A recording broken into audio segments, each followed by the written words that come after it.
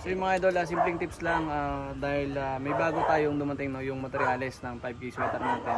Binibigyan ko sila ng Premoxil, 2 araw na magkasunod. Tapos hatian ko ng Bitmin Pro 357. Lahat sila bibigyan ko para walang stress. Then titimplahin ko dito. Basta pag may bagong dating mga idol, kailangan bibigyan ko talaga lahat ng Premoxil yan, 2 araw lang. Tapos ito, papakita ko sa inyo dahil nabigyan ko na ng 357 tsaka Premoxil. Parang dito na tong Premoxil, then 357. Ito. Tingnan nyo naman. Oh. Yan yung parents. Parents to. Ganda. So papakita ko rin yung isa. Pulang-pula no. Dahil yan sa Bitmin Pro mga idol. Then meron na rin silang Premoxil sa katawan.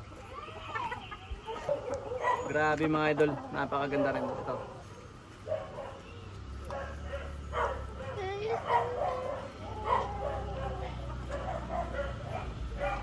Ganda na ito.